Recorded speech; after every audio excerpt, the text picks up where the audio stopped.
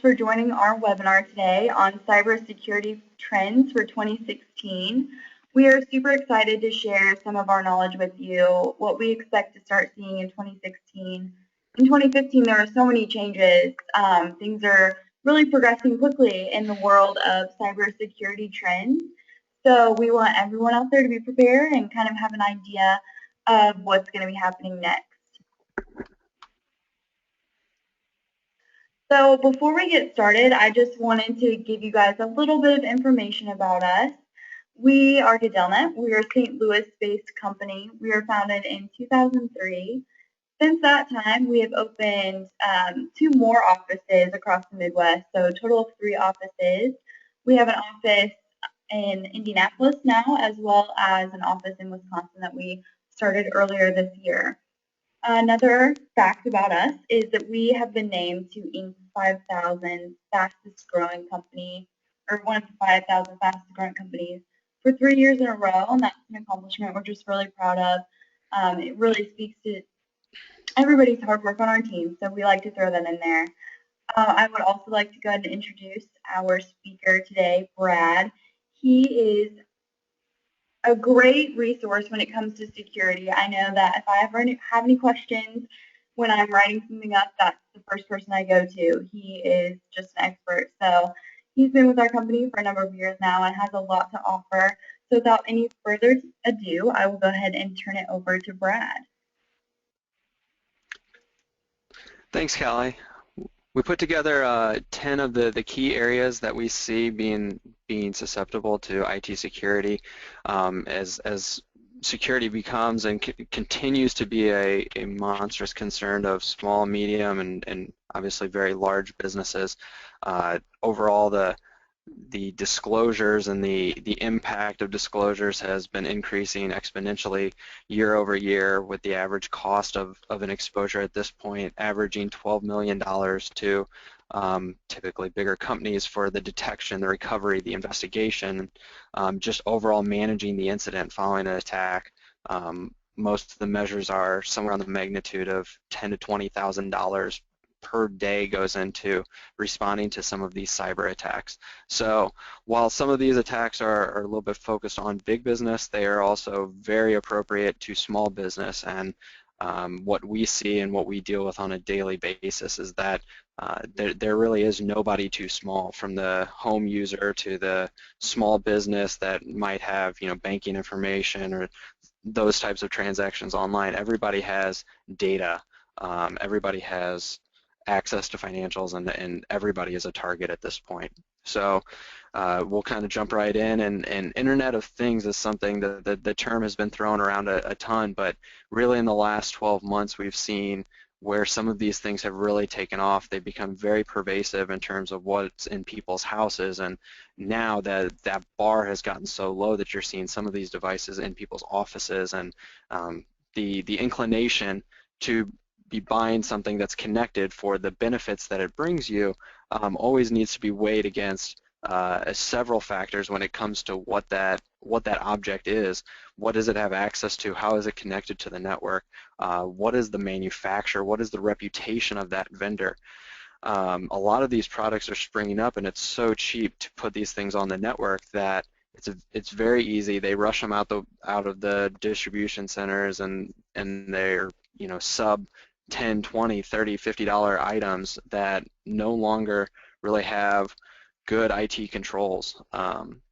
We're seeing a good trend on the plus side of things that are self-updating. So you're seeing a lot of devices that the manufacturers maintain an ability to apply firmware updates and patches over time, which is a great practice, and we hope to see that continue. But there are still a lot of devices on the lower end of things that require maintenance, whether it's in home or business use, for those things to be updated to the latest patch. So the implications of having everything connected are extremely convenient, but there are huge security risks, because once that device is on your network, it now becomes essentially a door to the internal network of your company, of your home, anywhere where that device sits.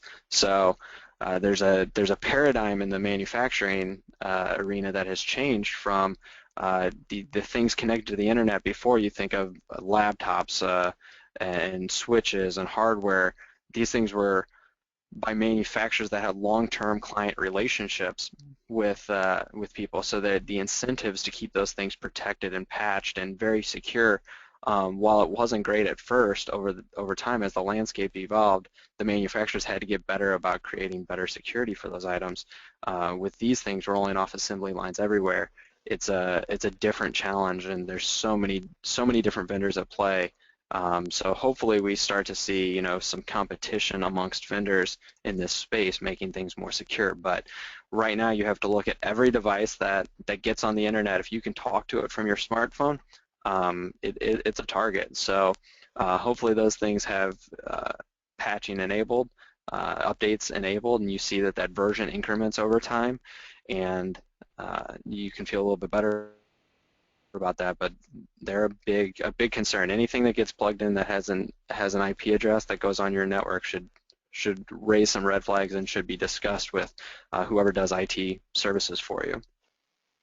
The next item is connected vehicles, which is an expansion of the Internet of Things. What better thing to be connected than your car? It is a great, again, this is convenience in the sake of security, for the sake of security, or despite of security maybe. Cars are very connected, and more you're seeing the new models roll off the lines where connectivity, 4G LTE connectivity on a car is sold as a sales pitch, as a feature ad that does have a lot of appeal. But what is very unique in the car industry is that the design and the implementation timelines of cars is a very long time. So cars coming out now have been in design phases and been in manufacturing, and those early phases for several years now. And so what we're seeing is that the technology that's getting added to the top of cars is great, super convenient, but there's just a very, very thin layer of safeguards in place between the cars, electronic audio systems and GPS and all that, and the connection to the car's CAN bus, which actually controls everything in the vehicle: the wipers, the gas pedal now, the brakes, tail lights, headlights. So there was a great article in Wired magazine that actually occurred and kind of took place right here in St. Louis by a few guys that were able to hack a Jeep, and they were able to log into Sprint's network and actually physically take control, and started out kind of as a game to see if they could get into the audio system. And once they were in there and they were able to turn the audio volume up and down and set the radio station and change the picture on the heads-up display, they were able to make one tiny step over to accessing the CAN bus of the vehicle, and they were literally able to turn the steering wheel, accelerate, brake, lock the doors, and a reporter from the magazine kind of chronicled everything. They stopped the car dead on the highway with his knowledge. So it was all a publicity stunt. At a certain point, they had given Jeep, Fiat Chrysler 6 months notice, but these things are extremely dangerous. If you're worried about a webcam falling into some of the wrong hands, a connected vehicle is terrifying in terms of some of the ramifications of what could happen in there. So hopefully the little publicity stunt they pulled is a nice wake-up call to auto manufacturers that there's a lot of work to do in this arena, and they, just like the Internet of Things, have an obligation to make sure that their systems are updated timely and most importantly over the air, so that they don't require a service trip, or in this case, Jeep sent out a USB key, which is a bad practice to even train people on, because that then could be hijacked for nefarious reasons. So connected vehicles is kind of an extension of Internet of Things. It's just a very specific example how these things can be convenient and be quickly turned into something dangerous. Moving on to Advertising and tracking. I think more and more people are aware of how kind of the business model of the internet has grown. And while the perception is so much on the internet is free, the reality is that most of the activities, your services that are provided on the internet, if anything is free, um, typically the site is gathering data on you. And everybody knows that Google collects, lots of data, and they're very pervasive across the internet. Um, but the advertising piece of it is really just the tip of the iceberg in this case. There's lots of companies that are using targeted, personalized approaches to marketing, and it makes it a more profitable endeavor, and the higher response rates you get because the ads are more relevant, they can charge better rates, and so the upside of that is that you might see less ads if they're more targeted towards you. The downside is that these ad companies are able to build extremely detailed profiles of what you do and how you interact on the internet. And so it's not just that you went to Amazon, it's what you put in your cart and what you clicked on and what was the article that you were reading on CNN, and the amount of information growing in the tracking information is extremely detailed. So and you really don't get much of an opportunity to refute that or see it or understand how much data really is out there.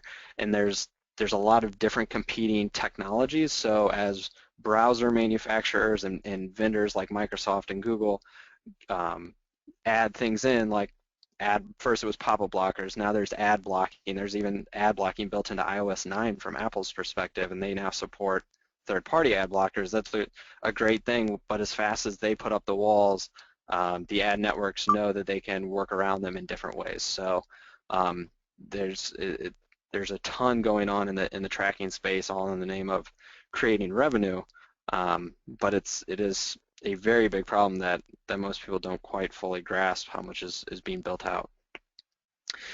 The next item is a slant on the advertising and tracking, and it's actually a new term I think that's gained some steam in the last year called malvertising. So malvertising is essentially displaying malicious ads. So historically, the vector for IT security risk was going to a website that was not trusted, something kind of off the beaten path, something of it very non-legitimate. And so you could protect people by blocking those sites and making sure that people are only doing, especially in the business space, the business-related activities and those things. Malvertising is the injection of malicious ads on a very completely legitimate page and site. So Yahoo has gotten knocked already, and this week I can't remember who it was. A very specific, very big legitimate companies. So you're not going to block Yahoo, but in this picture that I included, the malvertising, the actual link is very real and looks very legitimate, and so it would be completely reasonable for somebody to go and read a news article and click on that link thinking that there was a benefit there. So the real risk of malvertising is that as the tracking networks have matured and the advertising networks have matured, they are big and they are distributed, and they are not done by the first party site. So CNN employs or deploys a advertising, call it syndicate, for all of their advertisements. So it's easy to inject things and create code snippets essentially that go into those things, and they can be very targeted to end users. So it's just a new way of attacking people from what's a seemingly very legitimate source. Number 7 is mobile malware. There's a lot of talk about this, and Apple has so far stayed out of most of the crosshairs. Android is typically the whipping boy for this arena, and it still has not seemed to ever become the big risk that everyone anticipates that it's going to be. But um, it, this is also kind of in the arena like Internet of Things is, where the the trade-off between security and convenience is large. And so app manufacturers, just like the Internet of Things, there are lots of them. It could be a kid in his basement that developed a very simple to use app. And unbeknownst to you, it might be asking the phone for all kinds of data that it really doesn't need to allow you to play a game or to do a single purpose. So this is where reputation, I said trustworthy vendors, reputation of the vendor, the application developer, is a big thing. And and you don't see a lot of big apps that are widespread used apps that have big vulnerabilities, but it remains a big concern because while there are safeguards and there are guardrails for how apps get developed on these platforms, there is still a large capacity for those things to go wrong. Um, the way they store their data, transmit their data, and just overall the vast number of applications in this space is going to be a challenge. So download legitimate things, just like you in visiting the website, visiting sites on the web. You want to go to legitimate sources. Apps are really no different than that. So we'll move on to ransomware, which most people have heard of in the last 2 years. Ransomware has become one of the most profitable and hard to combat things that we've seen, especially affecting small and medium businesses, because really the threat of these viruses or this malware really doesn't need a targeted person. As I kind of opened with, everybody has data, everybody has things they need on their network. Most people are doing their accounting somewhere internal. So once a virus or a attacker encrypts data on an internal network, um, the, there's a huge need to have that data back. And I guess I should step back and briefly explain. CryptoWall and CryptoLock are a family of viruses that once they infect the target machine, they encrypt or they lock every file that they can get their hands on, typically Word documents, PowerPoints, Excel, anything usable. They've moved on to QuickBooks, and they can now access file shares, and anything they have permission to touch, they will encrypt. When they're done encrypting, they provide a message back to the user saying that unless you provide us X number of typically cryptocurrency dollars, and it's significant, 400, 800, $2,000, you will we will we will delete the encryption key after 24 or 48 hours. So companies are really left with a choice to either pay the ransom or rebuild this data from backup, or if there is no backup in place, you really do have a very large problem. So this ransomware has become very prevalent because they don't have to target really anyone in particular. As long as they end up on a workstation that has access to data, it's been very profitable because the number of people that don't have backups in place are left with no other option other than to pay that ransom. And the way that they have grown, they have also created a nice little business model. So typically on these kind of ransom things, you don't expect to actually get the key or get the access that you're paying for, but it's very legitimate in terms of most of the people that have paid the ransom have gotten the key back. So it's not been a fool's errand. They will pay that ransom, which is very profitable for hackers, and it allows them to continue to perpetuate it. We have seen it with small business clients where they've gotten infected, and we've had no good option but to restore from backups. And the more backups you have and the more timely they are, the better off you are. But it's still a huge risk. Hopefully we see it dying down, but I actually see potentially an evolution of that and moving into the next realm, which is the next slide, for data destruction. So if attackers have gotten to the point where they can encrypt all of the files.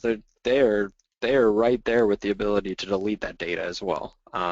Right now, it's not as profitable. They have much more profit incentive to keep encrypting data, um, but the attack and the leverage that these attackers are able to get into business networks and personal networks leaves them the ability to really wipe data. And I think that there's probably a couple of targets out there from just a pure publicity standpoint to be a power move, essentially, to say that we took down X company. I don't think data destruction, maybe in the small and medium business realm, is the hugest risk. I think you're more incentivized to pay ransom, but I think there's more publicity in a bigger, wider scale attack that at some point is going to happen. Somebody's going to have all of their data probably wiped out, and it's going to be a pretty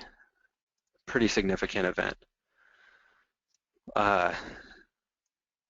This one actually plays into how they're getting in the first place, but if anybody read anything about the target breach, that their actual point of entry to the target network was a third-party provider. So it was an HVAC, a heating and cooling vendor that worked with Target that actually had an online portal that was available, that Target was able to interface data to, and they hacked through, gained credentials to that web application, and sat on that box until they could figure out what their next move was. And after they exploited that, they were able to start kind of working their way into Target's network and ultimately to the domain controllers, where centralized information is stored, at a certain point creating an admin account for themselves, and then moving on to find the data, find first customer data and then credit card data, and then they developed a mechanism for exfiltration of that data. So it was a huge attack that had numerous and many points that things should have been stopped, but it all really started with a third-party provider. So it's a good wake-up call, one that your suppliers and your vendors and the people you work with are at risk, and you need to be asking them tough questions about how they treat your data. And it's also for anybody that is a third-party provider, providing services to other organizations. When you have these connections and you exchange data, and you sometimes it's just the association and having people that know people's names, and having some authoritative relationship between two companies. Any of those things can be used by attackers trying to get to perhaps a bigger fish or a more lucrative target. So third-party providers will continue to be a thing. How everyone exchanges data, and how and how these relationships are set up and spelled out, and guidelines for how you interact with the other company's data is going to be a big deal.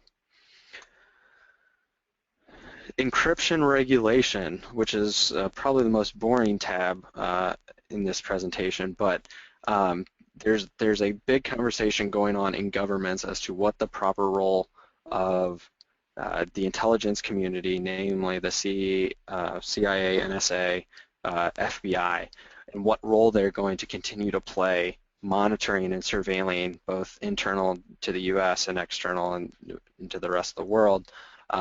And really all the major countries are seeing the same conversation happen in the UK, and in the European countries, and also in Australia and China as well. The regulation around what encryptions are possible.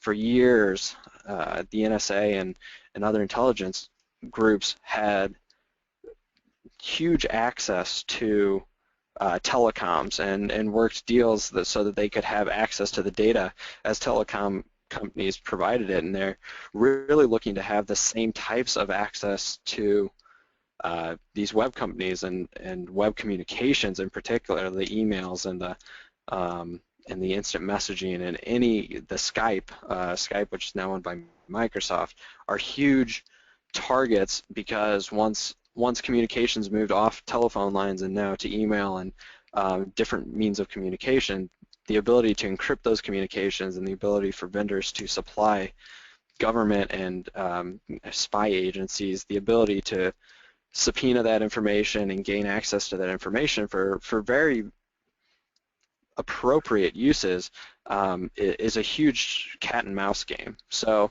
the IT security community is very strongly against weakening any types of encryption that are already developed, and there are plenty of options that have been developed and standards developed that for encryption that is unbreakable. And so the IT security community has been very clear that this technology exists and it will be used by people trying to evade government surveillance, and it should be available to everyone as a matter of privacy, as a matter of protection for personal business use. Basically, the argument is that the technology exists, criminals are going to use it. Regulating or weakening encryption for the rest of us is a very bad move overall. So there's also obviously the perspectives that the governments don't really understand encryption, and the government bodies are very deaf to be able to handle those types of technical decisions, and so weakening security in commercial products mainly hurts the business community while doing very little to thwart any kind of communications of criminal and terrorist organizations. But the conversation is still going on. So vulnerabilities in critical infrastructure is something that we've seen as a risk, and it's probably the scariest risk of all. And it seems a little bit fluke-like that there hasn't been any huge attacks. Plenty in the movies, but never, at least in our country, there has been very little successful attacks on some of these big industry players. But critical infrastructure is really defined by financial services, government, transportation, nuclear reactors, water and waste systems, really the things that we take for granted on a lot of days. There's a lot of outdated IT systems and SCADA or large industrial systems that were developed 20 and 30 years ago that had really no focus on security at all. And these systems are large and in-depth and ingrained in some of these organizations that are still in place today. And so they're putting up walls at the perimeter around it. But I think the most impactful thing we kind of saw in the critical infrastructure is the U.S. attacking Iran's nuclear reactors several years ago now with essentially malware. But the potential exists so much here in the U.S., and it would be I think a very scary and a very big target from a terrorist activity standpoint. What could happen, how quickly it could happen, and the long range and wide scale of some type of attack in that arena. So hopefully it's another threat that continues to be at bay. There's so many ways that criminal and national cyber, we'll call them attackers, are able to generate income that right now it seems like the wave is on the data breach profit motive, but at some point that can very easily turn to the destructive methods, and the security community probably doesn't move fast enough, is not moving fast enough in order to do that. So this one's a bigger scale and more of a systemic thing, but it maintains its purpose here in small and medium-sized business, because we need to think about how our systems are backed up. What's our contingency plans, not just in technology, but also in paper, and how does your organization, what do they do in the event of a disaster? And disaster might be natural, and it's increasingly more likely that it might be man-made. and that's not a climate change comment. That's a IT security comment. But you know, transportation or just standard utilities being shut down for some amount of time would very quickly throw a lot of small business in their business kind of right out the window. So you know, making sure that all these things are, I guess, in your control and documented, and that you have a response prepared for them. So I think that was the 10th item that we had on the list. Callie, were there any questions? So far, we have not had any questions on the question function or the chat within GoToWebinar. But if any of our attendees have questions now, you can feel free to just, if I can unmute you maybe, shout them out, or you can submit them under questions or the chat. Of course, you can always reach out to us later on if you have questions via email or whatever it may be. So does anyone have questions now?